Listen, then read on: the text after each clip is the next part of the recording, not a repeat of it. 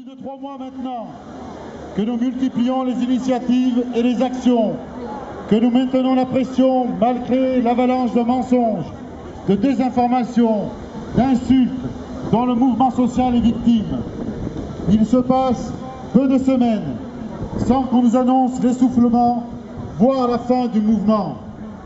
Nous manifestons de nouveau aujourd'hui en France en très grand nombre et nous réalisons la démonstration de force dans la capitale, malgré les mots d'ordre du MEDEF, pour empêcher la location des bus ou le chantage de la SNCF, conditionnant des facilités de transport à la cessation de la grève engagée par les cheminotes et les cheminots. Depuis plus de 3 mois maintenant, les organisations qui composent l'intersyndicale sont sommées de comparaître devant les tribunaux de la pensée ultralibérale et les censeurs du Figaro, de BFM, de iTélé et tant d'autres. Nos organisations devraient s'expliquer, rendre des comptes, s'excuser de mettre en mouvement les salariés, les jeunes et les retraités de ce pays. Mais nous n'avons aucun compte à rendre à la bien-pensance réactionnaire qui soutient le gouvernement dans ses errements. Nous n'avons aucune excuse à présenter aux supporters d'une politique qui conduit des millions d'hommes et de femmes à être privés d'emploi, des millions d'autres à vivre dans la misère. Autant d'injustices, alors que l'État reste toujours aussi généreux pour déverser des milliards d'argent public dans des entreprises qui ne créent aucun emploi, n'investissent pas pour l'avenir, mais reversent directement cet argent public dans les poches des actionnaires. Nous n'avons de comptes à rendre qu'à toutes celles et tous ceux qui soutiennent depuis le début notre action et s'opposent au dynamitage de la législation du travail. C'est le sens de la grande votation que nous avons entamée partout dans le pays pour permettre l'expression directe des salariés, des jeunes et des retraités face à un gouvernement en pleine dérive autoritaire et au déni de démocratie permanent. Nous organisons l'expression populaire et démocratique. Organisez, participez partout à la votation initiée par nos organisations syndicales. Nous n'avons pour seule ambition que de défendre au mieux les intérêts des salariés. Nous n'accompagnons pas, ne co-gérons pas ce système. Nous ne considérons pas M. Gattaz comme un partenaire, encore moins comme un partenaire social. Il n'y a rien de social chez Gattaz. Gattaz est le représentant des classes dirigeantes et capitalistes. C'est l'un des porte-voix de la pensée réactionnaire et des politiques de rigueur et d'austérité. Ce n'est pas un partenaire. Gattaz et le MEDEF sont nos adversaires de classe. En cela, l'alliance contre nature du MEDEF, du gouvernement et de la CFDT doit être combattue et mise en échec. Rien ne peut expliquer l'obstination de ce gouvernement depuis 3 mois, si ce n'est cette volonté infecte de vouloir infliger une humiliation à notre classe et à nos organisations. Une nouvelle fois, nous démontrerons ensemble, toute la journée, que nous sommes décidés à poursuivre pendant encore plusieurs semaines le combat.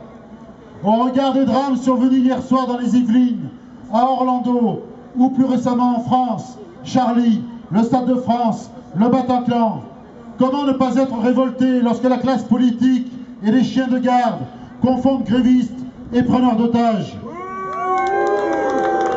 Nos pensées s'adressent, bien entendu, d'abord à toutes les victimes de la barbarie et à leurs familles, et nous leur présentons nos salutations et nos condoléances.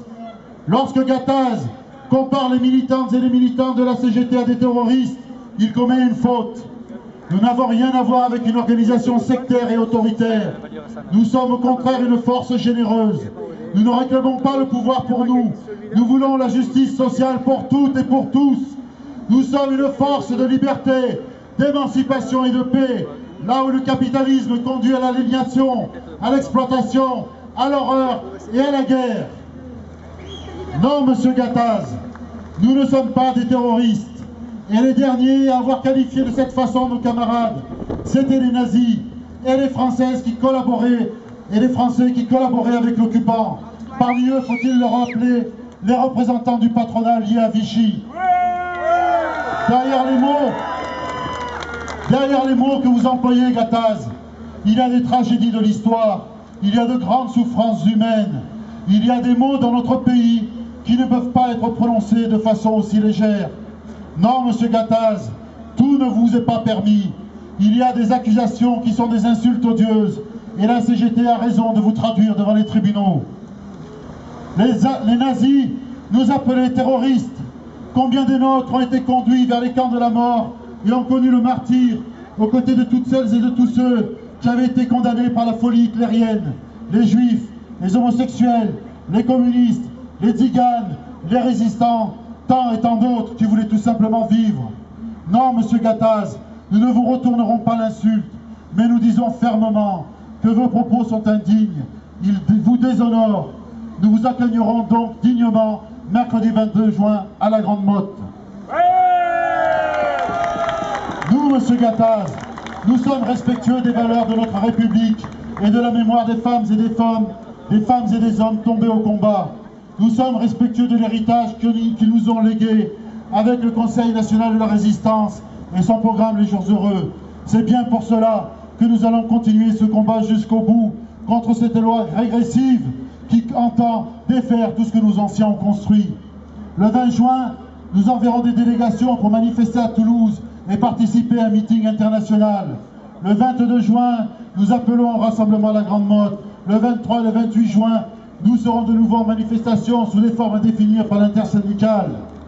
Le 25 juin, nous irons et nous tiendrons notre fête à Béziers au cœur des luttes pour dire non à l'extrême droite et débattre des conquêtes de 1936 en lien avec les combats d'aujourd'hui. Ce gouvernement, sans majorité auprès des syndicats, sans majorité dans l'opinion publique, sans majorité à l'Assemblée nationale, doit retirer son texte dès ce soir. Et la nouvelle propagande du chantage à l'euro doit prendre fin tout de suite. Nous ne cesserons pas de revendiquer pour que quelques millionnaires en short puissent tranquillement jouer à la baballe, surtout quand on voit que les scandales financiers entourant les responsables de l'Organisation internationale du football, dont la rémunération des dirigeants n'a vraiment rien de populaire. Dans les jours qui viennent, nous allons continuer à nous battre, à convaincre par la manifestation, la grève et les blocages. Nous allons continuer à agir, à mobiliser. On veut gagner, on peut gagner, on va gagner tous ensemble.